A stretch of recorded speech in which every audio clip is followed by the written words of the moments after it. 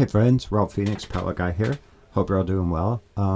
Recently, I've been talking about like different cultures and their takes on folk magic and such, and how some of those cultural folk traditions are sort of closed and some are not. Like Brockerai is not really a closed tradition, but one thing I wanted to talk about is like when I was a kid, when I was like in my early to late teens, sorry, stiff neck. In my teenage years, me, two of my friends, Christine and Joanne, we were the weirdos. We were the kids that got picked on and beat up and everything else. And we wanted something, and we wanted to do spells and magic. And all three of us were all like Catholic. And we knew that there were a lot of prayers and such because all three of us had very Catholic parents. Well, it was just my mother that was Catholic. And so, but that was just not strong enough for us. We wanted like revenge on the kids that were hurting us and such. And there was this store in our town. I'm not going to say the name of it because I know it's closed now. It's been for a long time, but it was like a newspaper store where you could go in and get the daily newspaper, and you could get like a pack of gum, that sort of thing. But you could also like sit at the counter and order like a vanilla Coke, that kind of situation. And they sold magazines and comic books, whatever. This was in the 80s. And they also sold all these little booklets. And in that store, we found the Anna Riva. And I'm sure anybody that knows folk magic or whatever knows about Anna Riva. So the Anna Riva books were just like these books on magic, spellcasting, witchcraft. Maybe in the 70s and 80s, definitely in the 80s, but I'm not sure when they originated.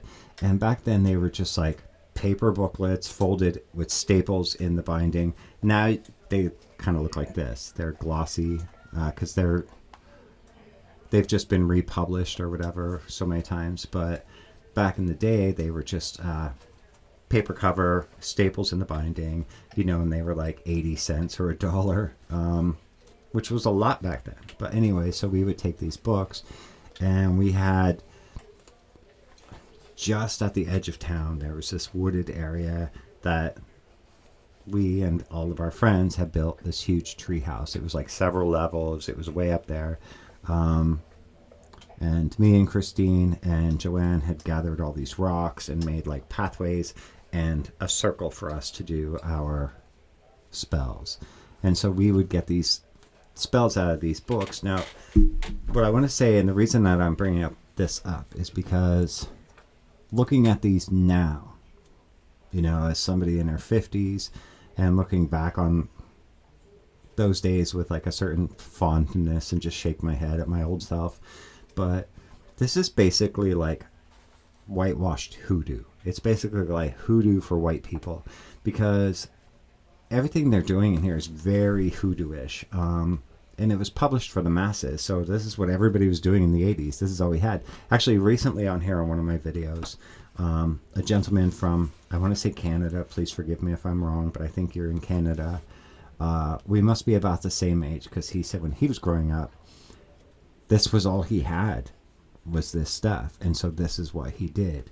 And I'm like, same, same. So we were doing these things. And what was fun back then is we didn't know, like, they're mentioning all these different oils, uncrossing, jinx removing, fast luck oil, money drawing oil, good fortune oil, all of this stuff. And I'm like, what even is that?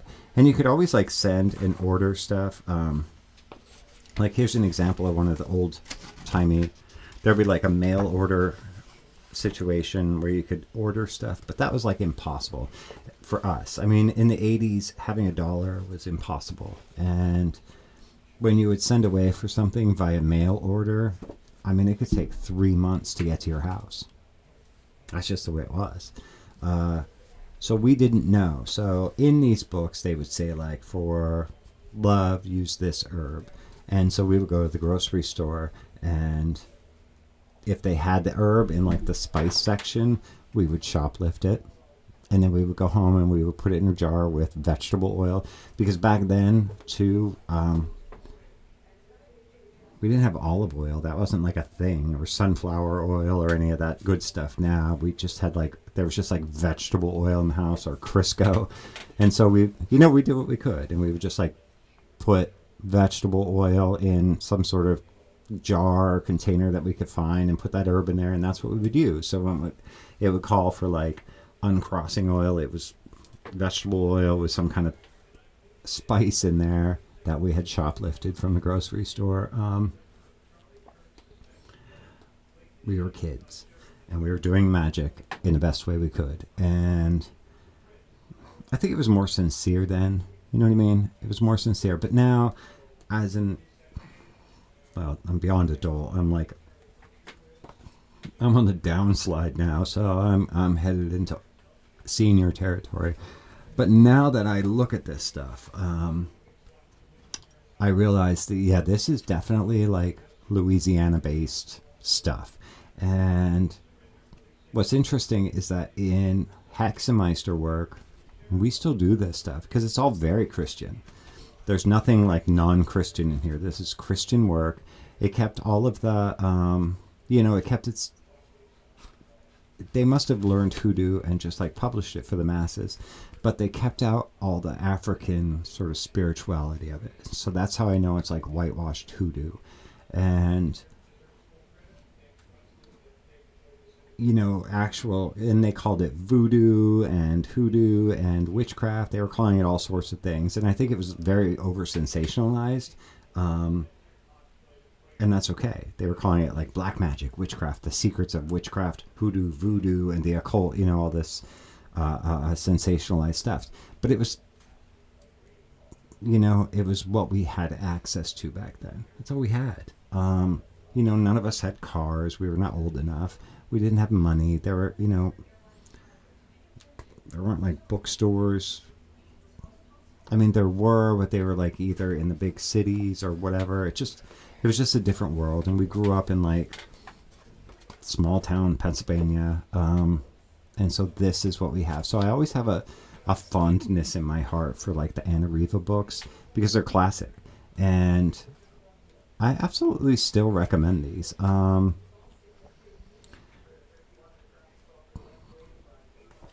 So go for it. So I guess the moral of this story is that there are a lot of cross-cultural... There's a lot of sharing with cultures and such. And then there are some people who... Like, I don't know how Anna Riva... Like, I believe Anna Riva eventually became, like, her husband. Like, under the name of Anna Riva. I don't know, something like that. But it's still going strong. Like, you can still buy all the products. So it's still, like, a company that sells all this stuff. And it's for, like, the person who does not fit into any kind of established tradition, or maybe wants to get into a closed tradition but can't, or maybe just wants to do their own thing. Like, I absolutely recommend this stuff. So when I was talking about closed traditions, it doesn't mean, like, you're closed from doing magic and such, because some people have, like, revealed what you need to know. Like, you could literally take all these and put together your own working. It's very hoodoo inspired, I'm going to say that. But just because you're doing this, you're not a hoodoo. I mean, that's something that they have to welcome you into. So don't call yourself a hoodoo. Just do your work. And if the hoodoo community, which is a black African community, recognizes you and bestows upon you the honor of calling you a hoodoo, then there you go. But otherwise, but you can do stuff like this, and these books are still very cheap. I mean, like, $10 or less. It's all very Christian. It's definitely, like, here's candle burning. There's a lot of oils, some herbs, but mostly oils and incense blends, which you can find on all those, like, botanical hoodoo shop websites and such. We don't use all that in Braucherei, but you know, it's all the same foundational stuff. They're using like the Seals of Solomon, they're using the Books of Moses and the Long Lost Friend and all of that stuff. So yeah, you're still doing American folk magic. But if you're not part of one of the closed traditions or an existing American folk magic tradition, but you want something that is very much an American folk magic vibe, it's this Anna Riva stuff. I love this stuff. And again, we still use a lot of this in Hexameister work, because a Hexameister is a powwow, a braucher, but we're also like a Christian, kind of like Christian witches in a way. And this is that work. So anyway, I don't know what this video is about. Anna Riva, yay, it's fun stuff. But I definitely recommend it for, even if you're a braucher and you want to add that sort of Hexameister element to your work, where you're working against curses and like removing curses from people and such, this is the way to go. I mean, anything Anna Riva, like I said, the books are super cheap. It's Christian magic, but it's very like stuff intensive. So you're going to be buying oils and candles and incense blends and such. And if that's your thing, well, good for you. It's not really my thing, but anyway, I do have fond memories of like just like making our own oils, thinking we were making the real thing, and just like, I don't know, we were kids. It was fun. It's whatever, but that's it. So hopefully that was interesting. I definitely recommend these. That's it. God bless you guys. Love you. We'll talk again soon.